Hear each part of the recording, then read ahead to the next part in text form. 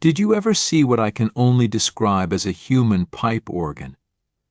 E.S. Bush at F.T. McClellan's U.S. Army Military Police School one-station unit training built one, all by himself before my wondering eyes on a cool spring phase one Saturday in '99. We were in the laundry turn in Snake on the CTA under our Starship barracks, probably our first, so the procedure was new and confusing enough already. Everybody had sheets over one arm and pillowcases and a blanket over the other, a side-winding line of white and olive-draped green ghosts, shuffling forward step by step as each private dropped off his dirty linens. They'd do the 2 sheets, 2 cases, 1 blanket announcement, drop their shit on the counter, and then smartly execute a right face and attempt to exit the AO unscathed, without notice. A few made it at first, unmolested. It wouldn't last. It never did. Sammy is a harsh uncle, duty-bound to better his troops through eternal vigilance and constant folding and bending. I can only assume the great D.S. Bush had a notion of a plan as he casually sharked his way over to post in the kill zone between the laundry collection window and the bay stairwell to freedom. He planted his feet and folded his arms. It was mere seconds before his first hapless victim passed him poorly, having failed en passant to offer him the greeting of the day. A fine actor, Bush looked hurt. "Hey, see mere private." The cooked goose in BCGE snapped to parade rest, but said nothing, still clueless to the nature of his transgression. The cycle was still new, our heads were still thick.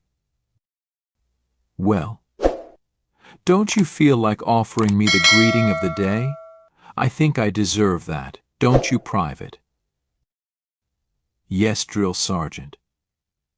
"Good morning, Drill Sergeant," said the dead man. Nah. Tell you what, Private. Stand over here, do some knee benders, and every time you go up or down, say good more. Ning. Drill. Sir. Jaunt and keep going until I say stop, okay? The private assumed the position, facing the laundry snake. His arms shot out, down and up, so it began. Good. More. Ning. Drill. Sir. Gant. Good. More. Ning. Drill. Sir. Jaunt, and so on. E.S. Bush folded his arms and looked mildly pleased.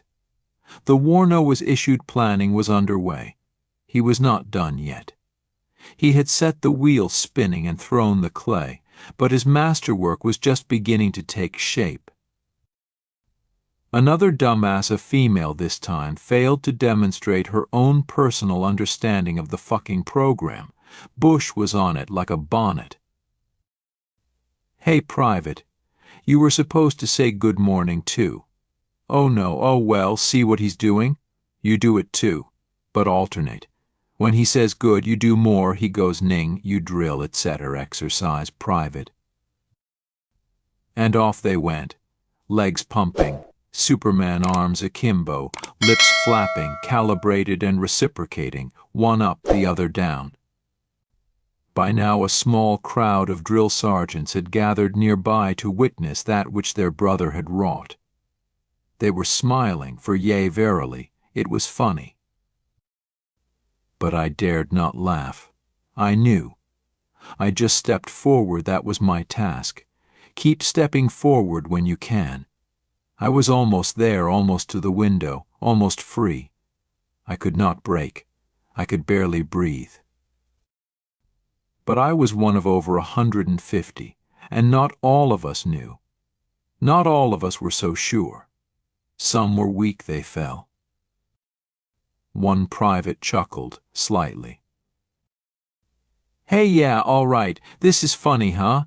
CIA Private, you can join in with flutter kicks. Go ho ho ho ho ha ha ha ha. In cadence. Execute. Yeah. The air was filled with a weird, mechanical, bird-like chorus of tired but eerily enthusiastic voices, heavy breathing, good mornings and ho-hos and ha-has and drill sergeants, all pumping and kicking away, up and down, arms thrust forward, but legs scissoring in perfect rhythm like they were each the organ, the grinder and the monkey all at once. 2 more laughers were added to the machine, mixing alternating he's and who's into the ho's and ha's with side straddle hops. A third clueless Snuffy yet again failed to say wassup after all this, and added his own animated corpus to the gears of the good morning grinder, cast down by the god of marching music into the swelling pit of bending knees. Within minutes, D.S. Bush had built a 10-soldier psychedelic squad of kaleidoscopic Calliope nonsense males and females, equally broken, equally aiming to please bending, kicking, exercising all good mornings and ho's, he's, has and drill sergeants, churning this sort of rising Gregorian chant of Drill Sergeant Pepper's lonely litany of physical fitness and military-bearing lunacy for the entire schoolhouse to witness and hear the greatest military acid trip Ft. McClellan, Alabama's sarin-soaked soil could ever dream up and drop. The whole scene made as much sense as a book page annotated in bold print to let you know it was intentionally left blank.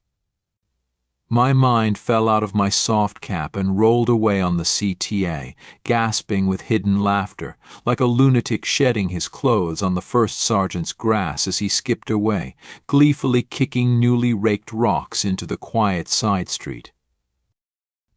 And through it all, D.S. Bush just stood there, arms folded across his chest, taking in the music and staring at what he'd made. Mildly bemused, looking somewhat proud of himself, but not overly so.